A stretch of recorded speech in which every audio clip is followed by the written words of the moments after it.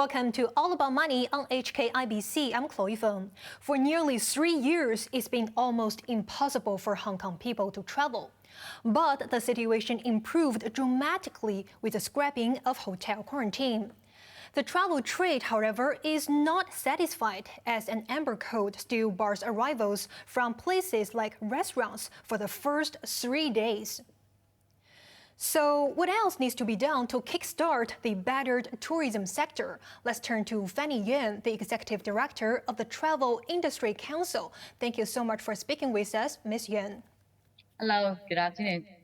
And I want to start by asking your thoughts on the current 0+3 arrangement, under which inbound travelers only need to observe 3 days of home medical surveillance. So what do you make of this latest plan? And do you think there will be enough to reboot the battered tourism sector? Well, maybe we look at it this way. The industry welcome the relaxation of this measure. So definitely it will bring us, it is a positive sign. And it will help on the outbound business. When we talk about the outbound business, that is the for Hong Kong residents going abroad, all right, going for their holidays. Because first of all, I think the travel budget is getting smaller because they don't have to spend another 3 days quarantine hotel fee. On their return back. So definitely it will help on the outbound business. And also we noticed that since the announcement on last Friday, we have almost 200% up on the inquiries. So I think definitely it helps. But of course, we also facing some challenges. That is the flight capacity. Frankly, basically, the current flight capacity is very limited. I think according to yesterday's news, we are aware that it's only 10% in compared with the pre-pandemic time. So even though towards the end of the year, it will be only maybe less than 1/3 of the flight capacity, which you can see that it surge up the price of the air ticket. So on the travel agent side, it is also very difficult to attract more people to travel with this expensive airfare. And also for travel petitioners, during the last 3 years of frozen period, we have a lot of travel petitioners. They already changed their job, changed to other fields. So this is also another challenge for travel agents because they have to get back their staff to address all these kind of inquiries. But at the same time, we don't have really a concrete business yet. Got it. And like you just said, it will actually encourage a lot of the outbound travels, and also because Hong Kong people are kind of stuck here for almost 3 years. And now after the relaxation, it's also with a momentum of the sort of so-called revenge spending, right? But then I'm also thinking if more people are going out. From your knowledge or experience, do you see where are the top travel destinations for Hong Kongers so far, if you have any data about this as well? Yes, well, definitely it is Japan again. Japan used to be the most popular destination, and it is still the same. And especially with the relaxation of the visa requirement announced last week by the Prime Minister.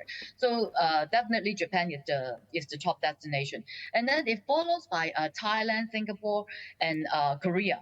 But we can also see some sign even for the long haul one for going to Europe. We see that there is some planning on, but it will be towards the end of the year. Some kind of tour group they are planning to departure towards December time. But of course that is not many. Basically, it is a short haul in particular. Then Japan is the top of them. Right. And also, speaking of the inbound travels, we know that there are still some restrictions, that kind of limiting the travel activities as well, or to encourage people to come into Hong Kong. So I'm thinking,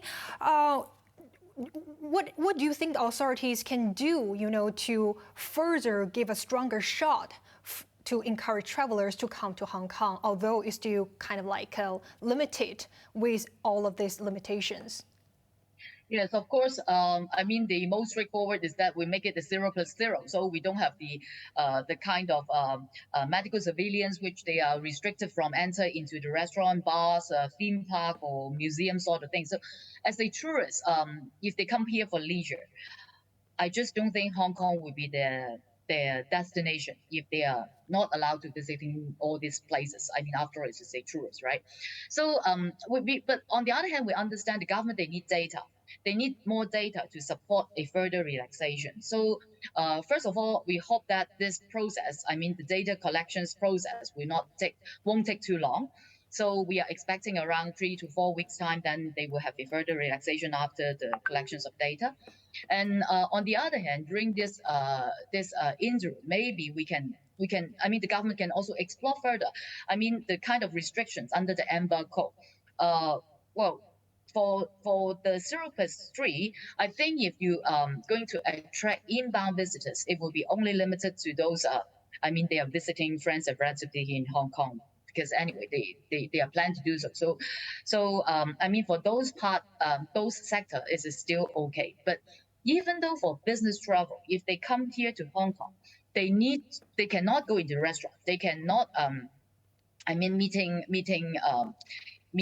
a customer in a coffee shop. So it is just not make sense for them to make a business trip. So maybe on the other hand, we can try to I mean further maybe a relaxation on December code. At least allow them to go to restaurant, bars, or some particular things, but still require them to carry out the PCR test or RAT test. So that there is I mean short term things that we can try.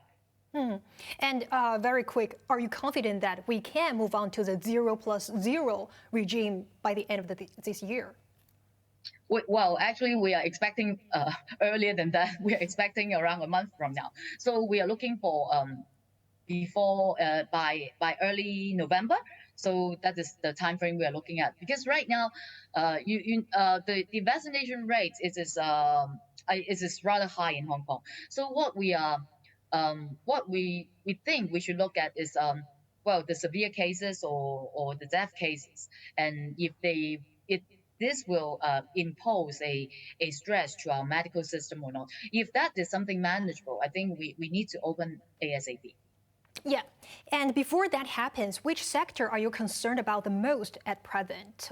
For example, would it be hotels? Because after the scrapping of hotel quarantines, then they naturally lose a steady income for them, right? I think the hotel, you're right to say so, yes, because hotel, they don't have the quarantine business and they don't have the visitors. And people in Hong Kong is planning to go out. So staycation is not going to be attractive anymore. So yes, I think they are badly hit with this, I mean, with this 0.3. So definitely 0.0 is required. But as a whole of the travel industry, because I mean, travel agents, hotels, even attractions, restaurants or retail, it is all linked. So ultimately, we really need the, I mean, zero quarantine in order to have the whole chain of the travel industry to be resumed.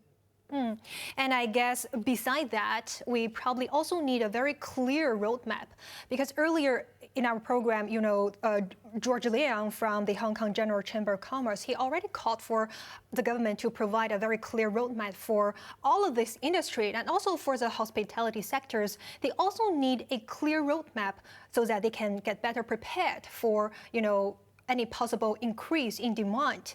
As we also seen previously, after the Chief Executive John Lee's announcement on the quarantine relaxation, we've seen the Cathay Pacific's website, for example, crashed just following this announcement. And I assume for example, catering sector, they also need to get more manpower to cope with possible increase in demand, right? So what do you think about this aspect? Definitely. Actually, we have been asking for a roadmap or timetable, well, since last year, because we need to have planning. And then just now I also mentioned because the resources is also very tight in our travel industry. We need to get people back. So, well, we get back. get them back too early, but they have to sit there for half a year. I mean, we can just not we cannot afford the kind of investment. And also on the other hand, if we are I mean expect to open up the the the borders to have overseas visitors, then well, right now in the past 3 years, this is all frozen, right? So it is all frozen that the I mean the business is frozen. So there is over thousands of coaches. They were parked in Kwaichong. So I mean, all this coach was not been operated since I mean has not been on the road since 3 years. They need to go for servicing. They need to restart the engine before they can really welcome our visitors again.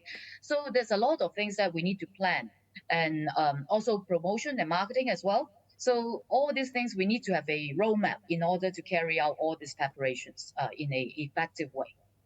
Right. I'm glad you already mentioned a bit about, for example, the promotions as well.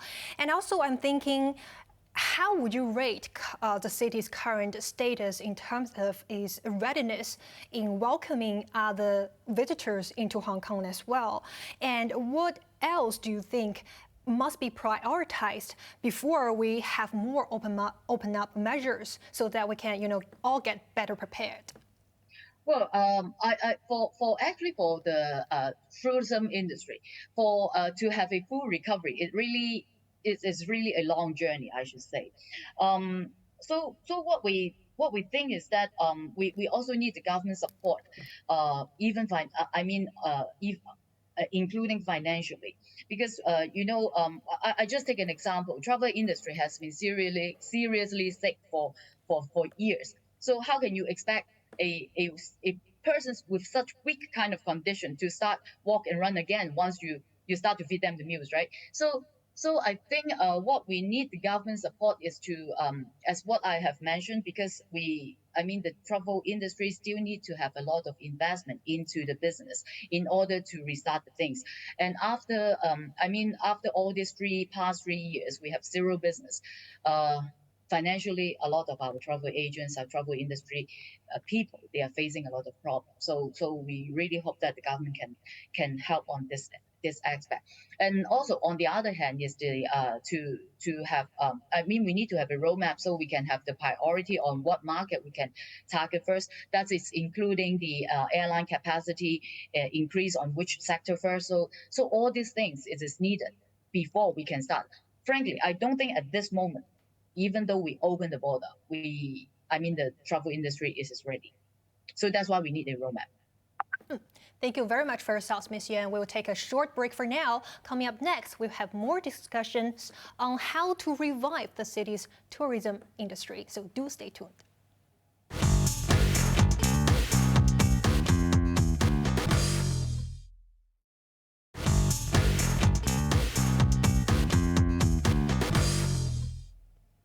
Welcome back to All About Money on HKIBC. I'm Chloe Feng. Joining us today is Fanny Yeung, the Executive Director of the Travel Industry Council Hong Kong. Thank you for being on the show, Ms. Yeung. Hello. And previously, we have already talked about the city's quarantine relaxation and the inbound travel as well as the outbound travels. And now, I also want to ask your thoughts on the city's border restrictions with the mainland, because the mainland travelers accounts for the majority of Hong Kong's tourists as well pre-pandemic time. And interestingly, a day after Hong Kong revealed that it was ending hotel quarantine, our neighboring city, Macau, also announced that it will welcome back mainland tour groups, hopefully starting late October. And in the initial stage, only tour groups from Guangdong, Fujian, Zhejiang, Jiangsu, and Shanghai will be allowed. So I'm thinking, what do you think about the possibility as well as the feasibility for Hong Kong to have similar moves? Okay. Well, mainland China shares over 80%, I think, of Hong Kong inbound and also outbound traffic. So, well, without the mainland China market, I think tourism sector could hardly recover, frankly speaking. So it is certainly that travel trade will be excited if similar move can be happened in Hong Kong. However, Hong Kong is different from Macau in terms of pandemic, population structure and also economy pattern. So I believe it is a belief that the central government will understand and adopts different kind of measures towards Hong Kong and Macau market. So I don't think it would be exactly the same. If we would like to start, I think we should start with the Greater Bay Area, the GBA regions. As you know, the GBA region, this is much nearer, and then there's various means of transportations available. So we no need to just depends on the flight capacity. So it's just easier to restart. And also, I mean, with this, if we can have I mean, the GBA region open up. So it also helped to attract our overseas markets, such as Indonesia, Malaysia, or even long haul market. Because I mean, for visitors coming from these countries, they always plan their itinerary with multiple destinations. So maybe they spend 3 days in Hong Kong, then they will spend 2 days over in this GBA region. So I think GBA region will be easy and also more flexible in a way. But will they be enough? And if, other than GBA area, what other regions do you think should be prioritized for Hong Kong to welcome mainland travelers possibly in the future as well? Well, I think that would definitely be in the popular cities that such as Shanghai, Hangzhou, and also Beijing, because they have a lot of historical things over there, and then this is also popular to foreign visitors, as long as Hong Kong people, of course. Right. And also, Ms. Yuan, remind us how many tourists are we welcoming now at present? So that means our current capacity. And also, Macau set an initial target of about 40,000 mainland tour visitors per day. It doubles its current tourist numbers, but it's still only half of the capacity before the pandemic struck. So how many tourists do you think Hong Kong can host if we could resume the regional travels with the mainland? What kind of targets do you think we can aim for?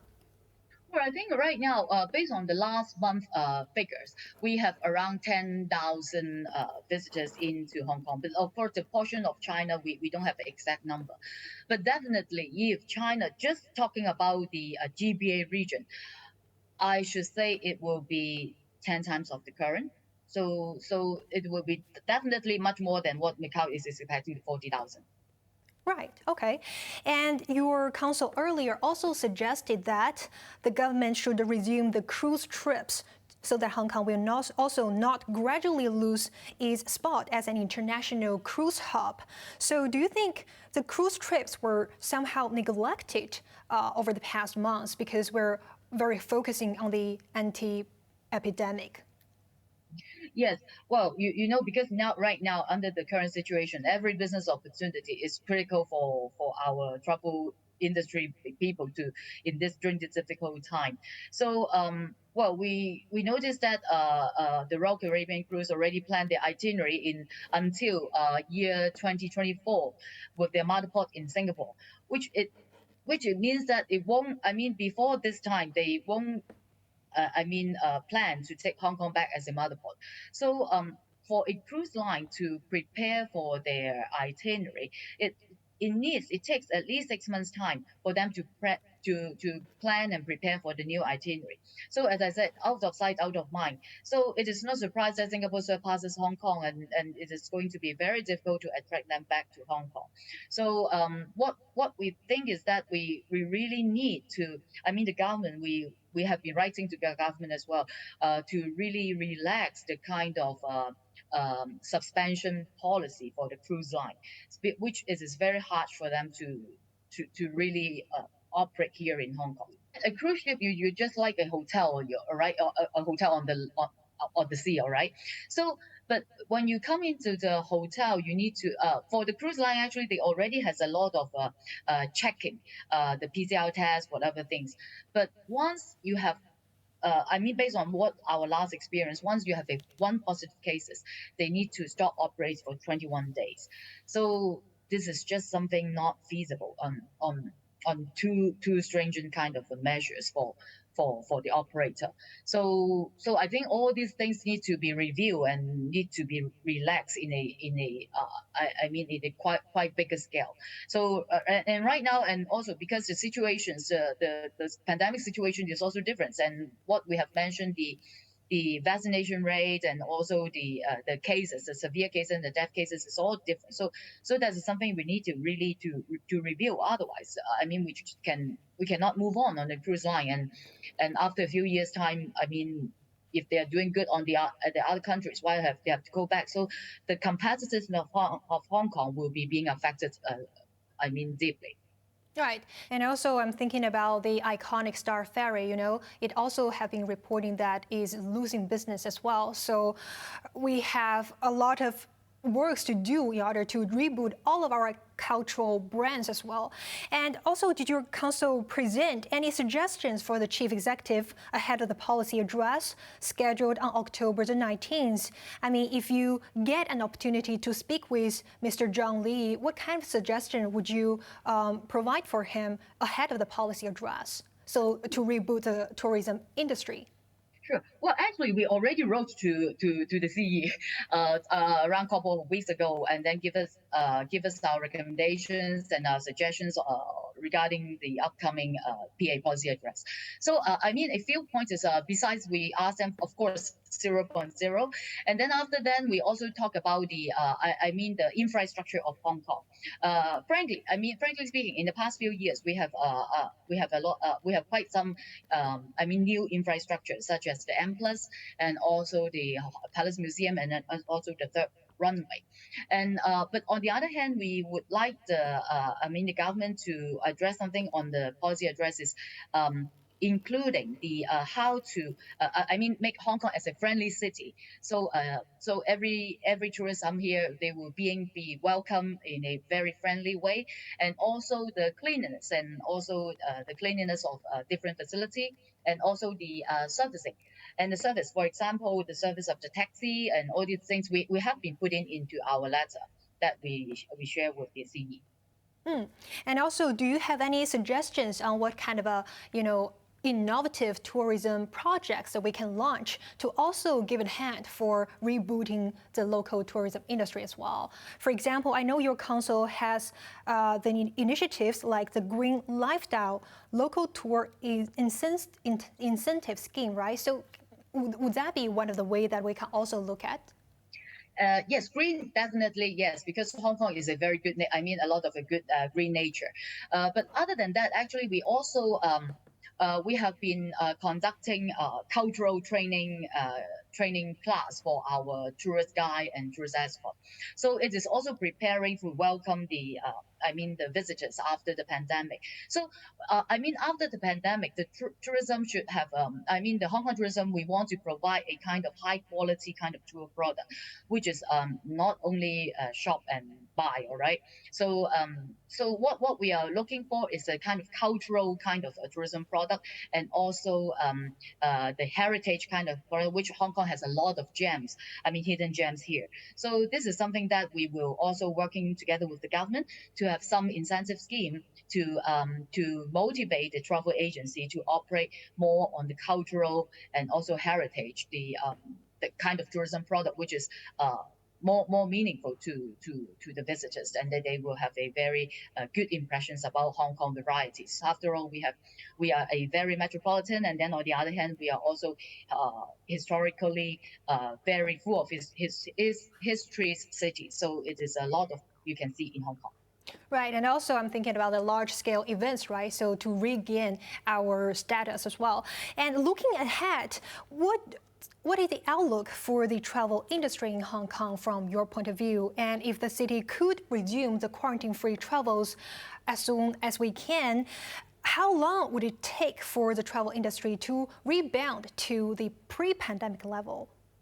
Well, I think Hong Kong is still a very attractive destination.